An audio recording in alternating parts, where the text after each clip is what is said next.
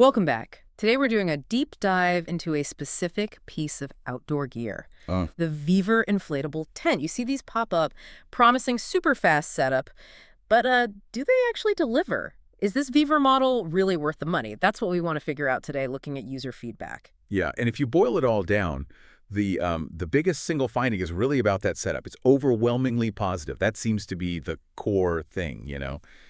If speed is what you're after. Okay, so the setup advantage.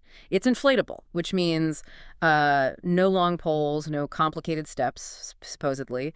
But how quick are we talking? Did the source material give actual timings or just general feelings? Not down to the second, no. But the Yeah. idea is the air beams or the frame, you can make a pump, which comes with it, that's important. And people consistently said it was up really quickly, like minutes. Minutes, okay. And that seemed to change the whole vibe. People mentioned it makes camping way more relaxing right from the start, less wrestling, more chilling. That makes sense. If the setup is genuinely that easy, it removes a big hurdle.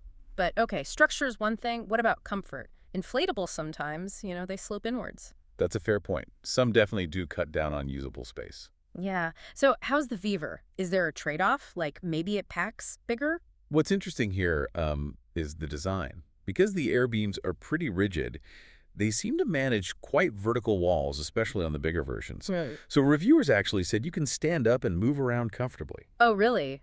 Stand-up height. That's pretty good for an inflatable. Yeah, it makes a difference. It feels less like you're crawling into a shelter and more like, well, a room.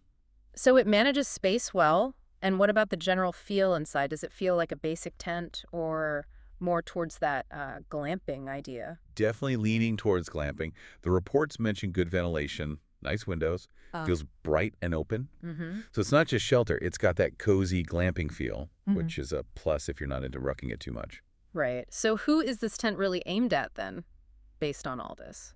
It seems positioned as a kind of middle ground. A solid option is how it's described. Okay. For people who want that comfort and the easy setup, but maybe aren't looking to spend on those, super high-end luxury brands. And what kind of uses did the reviews suggest? Mostly casual camping, weekend trips, things like that. Even just outdoor hangouts or a fun space in the backyard. It's about making it easy to get out. Okay. That all sounds pretty positive. But there's usually a catch, isn't there? What's the main drawback or the thing you absolutely need to be aware of? Right. There's one consistent point.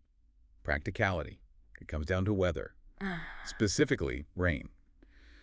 The feedback suggests that if you're expecting proper wet weather, sustained rain, Yeah. the tent might need an extra cover or tarp for extra protection. Wait, hang on. An extra tarp for rain? That sounds, well, like something a modern tent should handle on its own, doesn't it? Especially one focused on comfort. It does seem like a bit of an omission, yeah. The reviews don't frame it as a disaster, more like necessary prep for heavy rain. So is it the seams or the fabric itself just not fully waterproof under pressure? The source doesn't specify exactly why, just that the extra protection is recommended for, proper downpours. It's not for a light shower, but for sustained rain. Okay, so something to definitely factor in. You need to bring and potentially buy an extra tarp if rain's likely. Exactly. It adds a bit of bulk and planning back into the equation. All right, so let's wrap this up. The Vevor Inflatable Tent gets really high marks for being incredibly easy and fast to set up. That's the standout feature. Plus, good space inside, comfortable, feels open, makes it a strong contender for casual camping weekend trips. Mm-hmm. And it's a significant, but you really need to plan for rain. Bring that extra tarp if there's any chance of a downpour. Yeah, that's the key takeaway. And maybe a final thought to leave you with. Since the big win here is that quick setup, think about what that actually enables. How much does gear like this, gear that removes friction, lower the barrier for you, maybe makes grabbing the tent for just one night, spur of the moment, feel much more doable?